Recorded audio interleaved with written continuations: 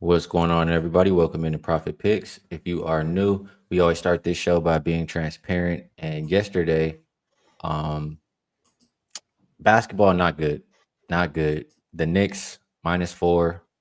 I had in my pocket. Looked like it was gonna be easy towards the end. They didn't even win the game, so not good there. And the over for Indiana and Atlanta was, I mean, I'm sorry, for the Mystics and the Valkyries was a disaster. So basketball is 0-2. I did play a couple of tennis plays that won, Maya Joint, and then Simona Walter first set. Both were winners. So tennis 2-0, basketball 0-2. Gotta do better here today. Vino, good to be back with you. How you doing here? I'm doing good, buddy. Absolutely. Actually, is what I meant to say. I actually went 1-2 yesterday, but made money because the big play was the Indiana Knicks over, which was never really in doubt from the first quarter on. They just continued to score. I think everything we talked about yesterday, at least my feelings on the total side of that game, came true. Indiana's just relentless. Even at the end of games, we saw them do it to Milwaukee in overtime. They're just relentless. And nothing's out of reach as far as comeback is concerned with them. I'll tell you what it really helped, Skee, and I didn't expect this kind of help watching the game, was the Indiana series play. I thought I was going to be down 0-1, looked like a Knicks game all the way, and then all of a sudden you're up one with home floor advantage now at plus 130. That series price is now reversed to, I think, Indiana like minus 180. So that was the good news. The bad news was, of course, Washington and Golden State. I was with you on that over. Small play there. Small play also missed by half a point on the Dallas, Minnesota over 166.5. They got to 166. Didn't quite climb that mountain. So 1-2, but still turned out to be a profitable day because of the way we placed the wagers. Sizable on the Knicks Pacers total over. Yeah, that was easy money from the tip. It looked like it was good to go. So good call on that one. Gary asking about hockey. He says he's been betting for 13 years. I don't think I've ever seen a hockey game that when the team is up 3-1 going to the third period, they give up 5 points. Can somebody explain to me what happened? I can't explain what happened at all, but I'll tell you that there were some happy people in the casino. That's what I'll tell you. Sorry it didn't work out for you, but the casino definitely loved it. What's up, Mark? Appreciate all you guys tapping in. A lot of the usual people. Let's get to it. We got one in the association, or one in the NBA, one in the or two in the WNBA. So, like we always do, we'll start in rotation order, and that is 537, 538. Why did it? There we go. My bad. That's my bad. I gotta do better. One man production crew. Minnesota and Thunder. Opened up Thunder -8. Looks like 7.5. This one though, Vino, total open 213.5. All the way up as high as 217.5. I feel like every time I look up, it just keeps climbing. Um, Nobody really injury report. We did see Ant go to the locker room, but he came back. He looked okay. Man, my thought process in the other one was Minnesota would try to play fast. Minnesota would be okay in the half court because Randall would take advantage of mismatches, and he did that. They didn't really play fast, and I'll say I think when Ant, I think the how do I say the rhythm or the flow kind of got messed up when Ant got injured. I think they struggled to score for a few minutes, and then that second half they couldn't score at all. You can say maybe OKC ramped it up defensively, maybe OKC depth showed there. But I want to ask you, what do you make out of, like, was Minnesota exhausted, or what was the different? Why do we see two different halves? Like, it looked like Minnesota was a team coming off of a 7-game series, and should be the tired team, instead of OKC. Why do you think that was what we saw? That's always hard to say until it's over, right, Skee? I mean, the rest versus rust we talked about before that started. Obviously, the rest side was in Minnesota's favor. They just didn't shoot it well. The first half was their chance to extend margin, and at halftime, they were only +4.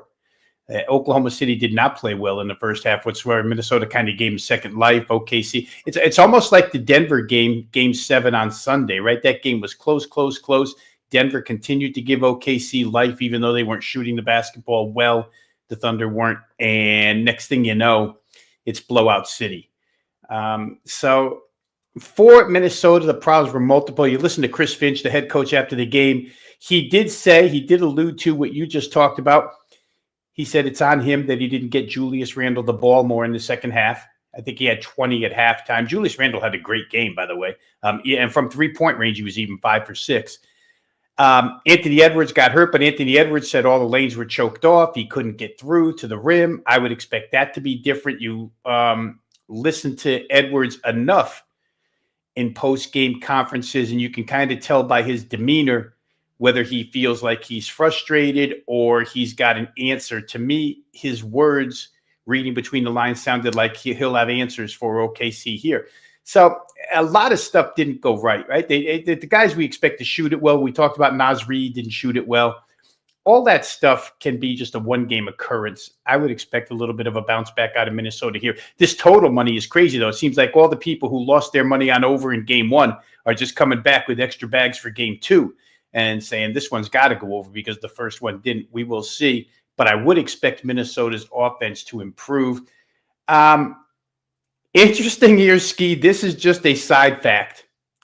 2 of your 3 referees in this game tonight are Scott Foster and Tony Brothers. Oh, so boy. You've got whistle happy Scott Foster and technical foul happy Tony Brothers. Could get you extra points in this. If I was Edwards seeing this, I would just go to the rim every play and look for contact and fouls, and maybe Randall as well. So maybe that is a change in this game.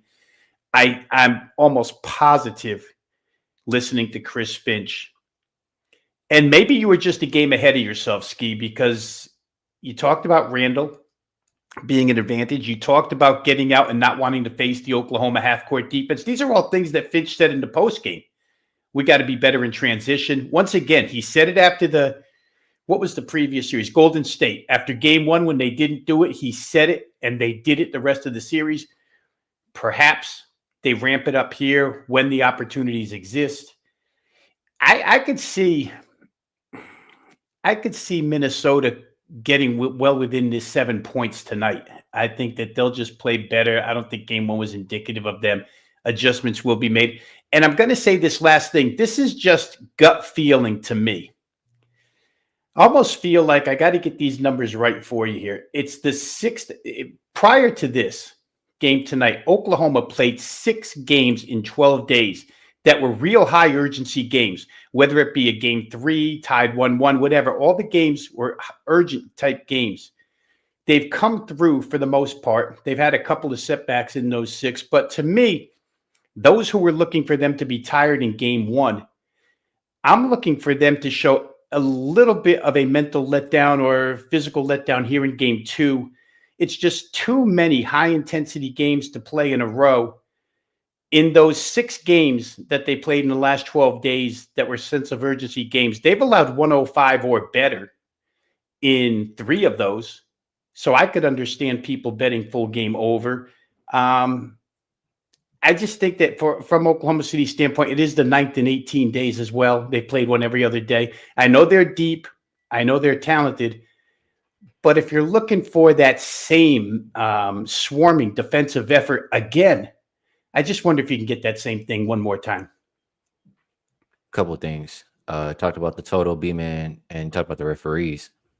B-Man says Scott Foster is 68% to overs this year. He's on that whistle all game long. So maybe keep that in mind if you're looking to bet a total here. I think that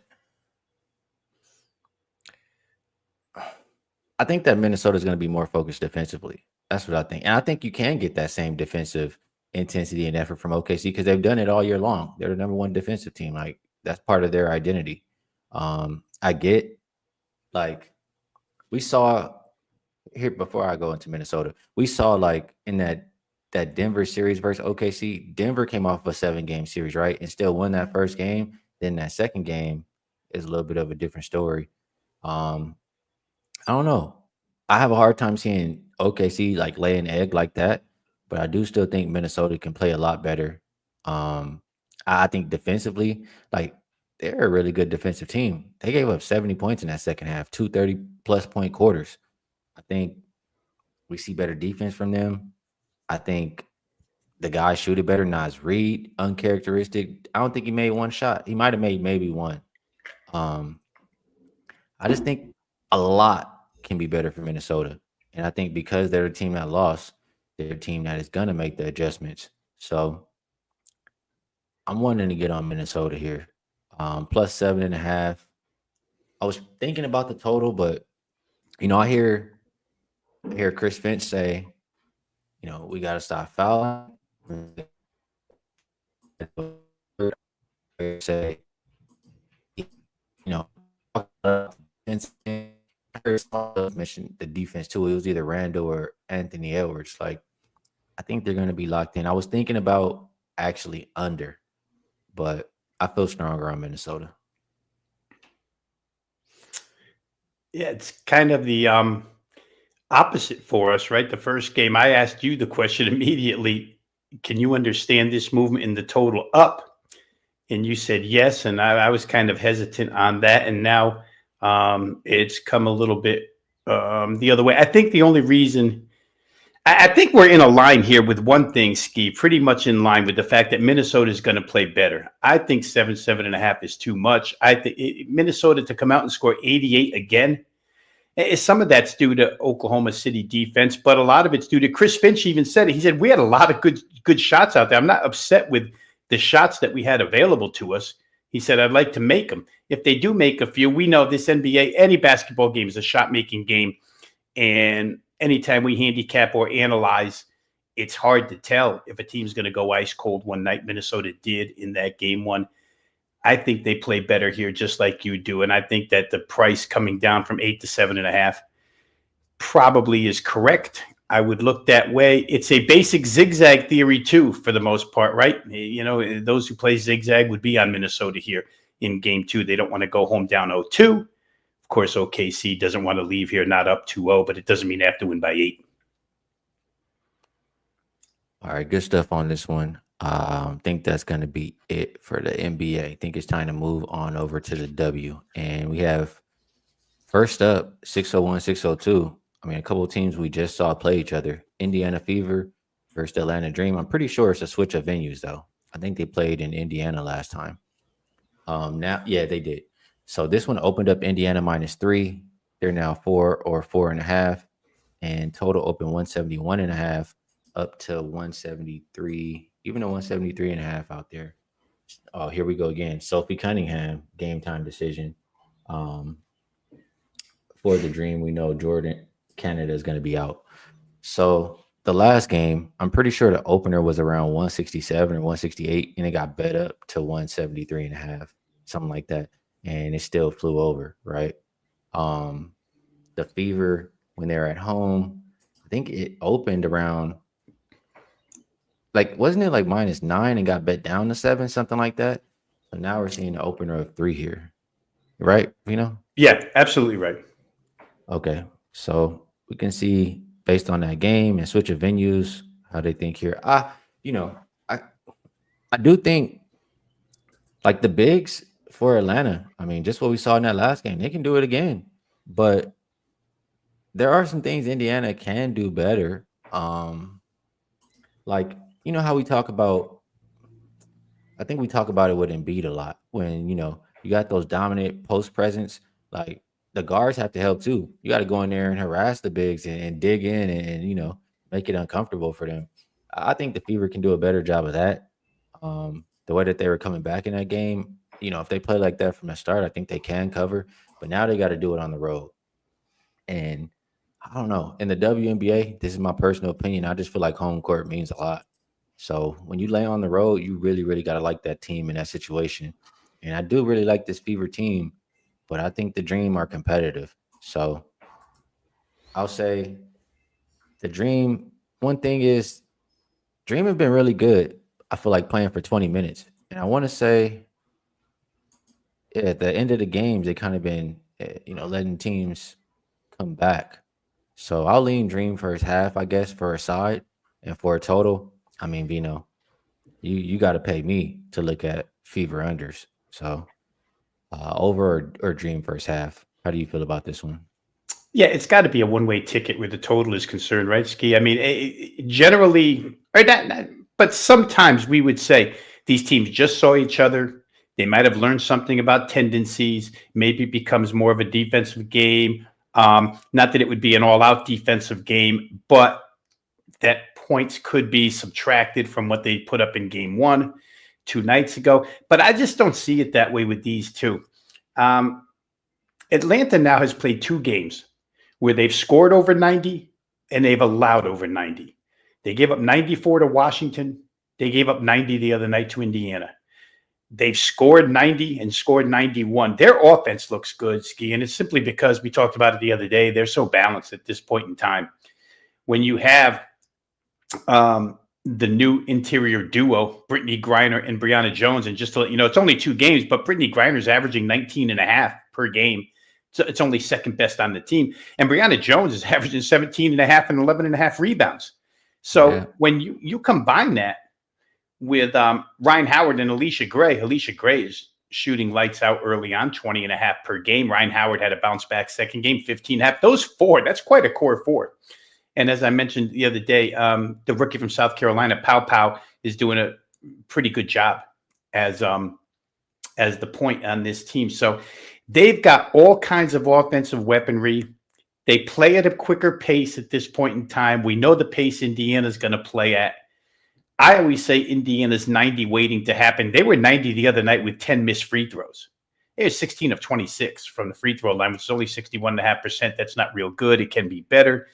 Atlanta, they're last in the league in defensive efficiency, and they're 11th in the league in points in the paint. And so Indiana's got ways to score here, just the way they did the other night. Atlanta's got ways to score just the way they did the other night. Indiana's got a couple of vulnerabilities that I saw this morning. They're the second worst defensive rebound percentage team in the league. So that means second chances for the other side. You look back, Atlanta did get second chance points the other night. It's going to be fast again. I don't know how it couldn't be just an up and down game again. Too many scorers on the floor for me, both inside and out. It's not like you can shut off one thing and then choke the team off from scoring points, because if either doesn't score inside, they can score outside, they can score on the break. Same exact number basically as the other night, and it went over by, 9 points? They got to 181. Anything under 175, I think, is a go on the over. Man, I do see the Fever only shot 17 threes. They did shoot 47%. The Dream shot 27% from three. They didn't shoot it well. A lot of free throws in this game, though. Man, I just worry a little bit. I mean, I agree, but I just worry, like, are they going to be more equipped or more comfortable or more just ready to defend each other after seeing each other, just recently? That's what's kind of lingering in my mind why I'm not getting to the window. A lot of people in the chat still liking the Fever. Dre says you're getting a better spread with the Fever compared to last game. He doesn't care about the change of venue. He likes Indiana. I think this one is kind of tough. Yeah, I'll lean Dream first half, but not sure I'm getting to the window here. Next game, last game that we will talk about today is Liberty and Sky. Opened up Liberty minus 11. They're minus 12 now. And total has gone up 2 points from 2.5 from 162 to 164.5. I don't see anybody on the injury report for the Liberty. Looks like Mariah Jefferson out for the Chicago Sky. Man, Veno, that Chicago Sky team looked terrible. You already know where I was going. That team looked terrible. Oh my God. Poor Sloot, man. I refrain from saying too much negative stuff about her because I know she's older in her career, but it just didn't look good. I expected Ariel Atkins and I expected them to look a lot better offensively than what I saw. But they were just terrible. So until they show me, I can't think otherwise. I mean, as long as the Liberty are interested, they're more than capable of locking up. They just held the Aces to 78. Why can't they hold the Sky down? That's just how I feel. But will they be interested enough? Looking on the other side and seeing the Sky is the question. And And also, will Chicago show a little bit of pride after getting absolutely blown off the earth in in their last game? It's a tough one. Like I said, it's hard for. I really have to love a spot for me to lay on the road, and laying double digits on the road. I mean, Aces did just do it. They were in a motivation spot after losing, though. I don't know how motivated New York is. As stinky as Chicago Sky was in that first game, Rob. I guess I have to lean with them plus 12 right now. What do you think? Well, a couple of things. When you talk about motivation, New York may be more motivated by the game they're going to play Saturday at Indiana. They may already be looking toward that and ahead of There you go. Chicago because, Sandwich spot. yeah, I mean, if there's a game where, and we talked about one yesterday where you think you can just take the floor and pretty much outscore a team. I mean, the Chicago Sky, to harp on what you said about how horrible they were offensively, they scored 58 against Indiana, Skee. Bro, 58. Indiana And plays think the about whole that. defense. And they play 100 miles an hour, which is why the Sky actually have the number one tempo right now in the league, just based off of that game, because they went with them and they got smashed. But if you can only score 58 against Indiana, if the Liberty have any interest at all, and it may be first half interest. I mean, if you're going to look at the Liberty, maybe you shave it down, say maybe they come out first half. But I could use the counter argument that maybe they come in disinterested and Chicago's motivated off of the bad loss, 35-point loss. They have to be. It's their second home game. You have to show the home fans something. And if any team needed practice, Skee, they've had enough practice time. They haven't played in 5 days. Neither team has. So for Chicago, if I was the head coach, I'd have them out there every single day the last 5 days working on things. They don't have a lot of offensive weaponry. I mean, I was looking up and down the list this morning, Skee, and Courtney Vandersloot, I agree with you. I think she's like 35 or 36. And even last year, it's hard for her to be that piece that carries the offense aside from assists. She's 2 for 9 from the floor in that game against Indiana. But up and down, looking for shooters on this team. I mean, Rachel Banham will shoot threes. She's kind of hit or miss. Kia Nurse is not a three-point shooter, really. She was 0 for 6 in that game. Aside from Ariel Atkins, and you might as well let Haley Van Lith out there. She may be a defensive liability, but she only played 4.5 minutes in that game. You might as well let her out there because at least she can score. There's matchup problems for the one thing Chicago does best is get to the offensive glass.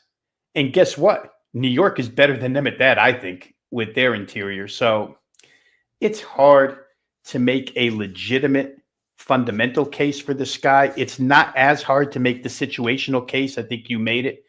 Liberty may be disinterested. Winning by 13 may not be in their plans. They have Indiana on deck. Chicago needs to show the fans better, but I'm hard-pressed to play Chicago after seeing 58 points put up against the defenseless, really, Indiana team. Indiana doesn't really pride themselves on the defensive end. Man, Vino. I think it was like a little bit more than a year ago. I was known for taking a lot of these dirty, filthy, stinking dogs, and man, this is feeling like one that's calling my name. As much as bad as they look, like you said, situationally, Right. the sandwich spot for the Liberty, getting blown off the earth by almost 40 points, and then coming to play your home opener after 4 days rest. If this is a spot, if I ever seen one, can Chicago be, how do I say? I don't know what the right word is. It's a C word. I don't know. Can they? It's not cohesive. I don't know. Whatever. I'm saying, can they just play competent basketball? Yeah, there you go. That's what I need for tonight for Chicago. All right, let me pull this up real quick, Vino, because I was just looking at this while you were talking.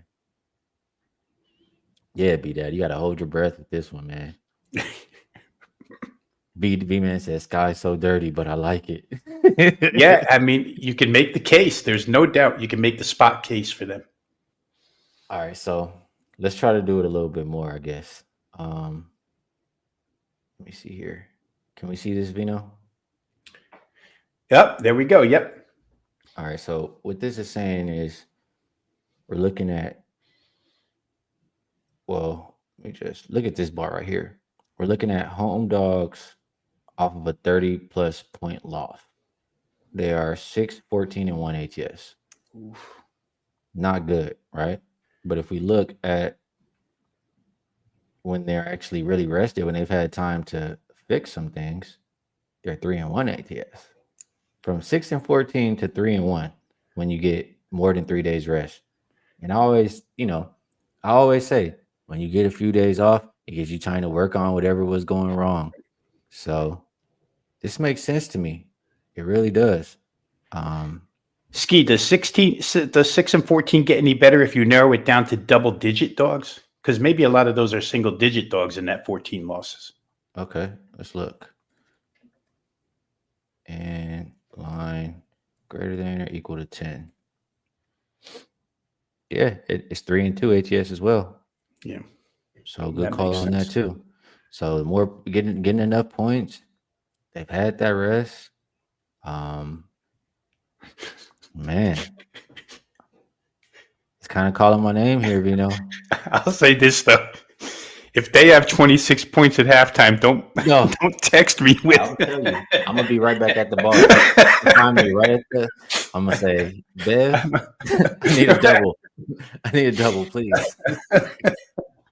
That was too funny last night. But yeah, I mean, you can make a legitimate argument as a situational play for Chicago here. The fundamental side all says New York, but again, we know that doesn't always occur. So maybe Sky plus 12. Jesus. All right. For them to do it, it's probably got to stay under, right? I mean, if the Sky stay within 12, wouldn't you think it had to be under Well, here's 164? I mean, here's the problem with that. The problem with that is, let's say this guy get out early in this game. This guy get a lead in this game. oh, Now the Liberty have to score. And do no, we really want to bet against the Liberty being able to score? To catch no. up. I don't want to bet on that.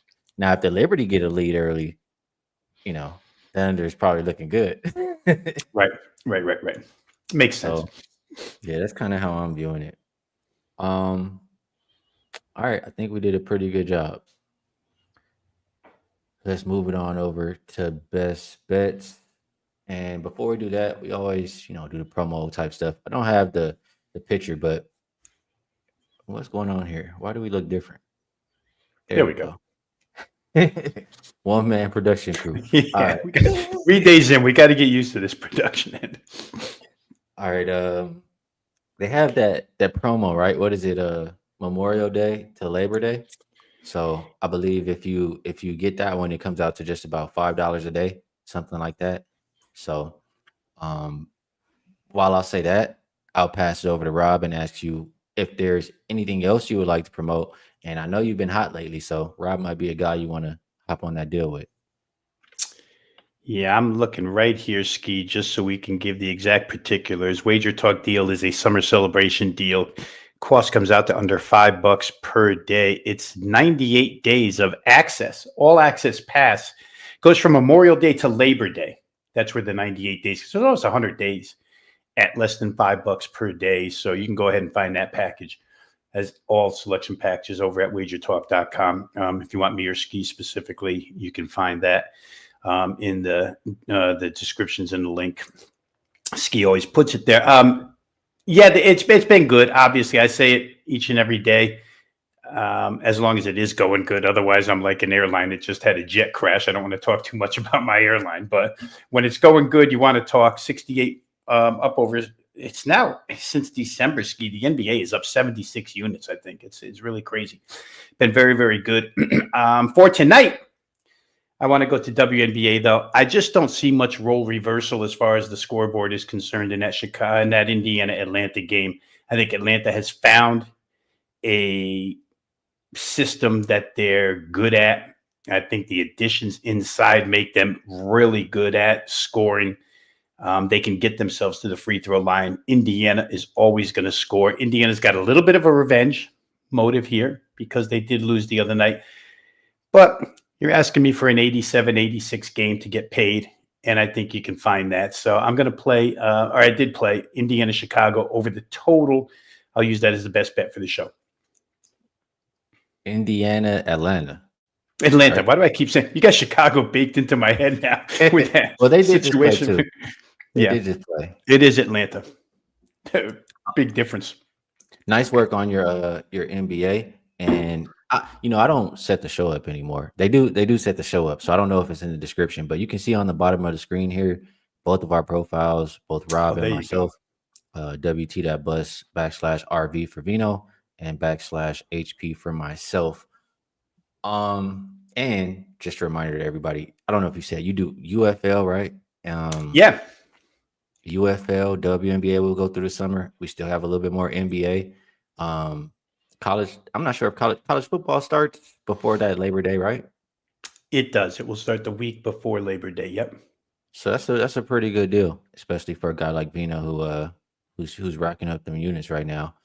For myself, I will be on that tennis, WNBA, and an NBA for the nearby future. And tennis, we do have, some big tournaments coming up. I went 2-0 last night, so you guys know where to find some tennis if you guys want it. My best bet for the show, man. While Vino was talking, I'm searching every single book. I'm telling you right now, I'm searching every book for the best number I can find because we might need it tonight. It could get ugly, but I love the spot. I love the situation. You got to have some pride, man. You got blown off the earth by 35. Home opener versus what should be an uninterested team in a sandwich spot. I'll take the dirty, dirty Chicago Sky plus 12 as my best bet for the show. Vino, always good doing the show with you. Today is Thursday, so we'll be back again tomorrow. For you guys in the chat. I always, I never let a show go by without letting you know how important you guys are to the show, how much I appreciate you. And, I just like being around good people. We have a lot of those here and also good cappers. So helps us all get paid. We help each other. So appreciate you guys. Like I said, back again tomorrow, 10:30 a.m. Pacific Standard Time, 1:30 Eastern. And we will see you guys then. Good luck on your action.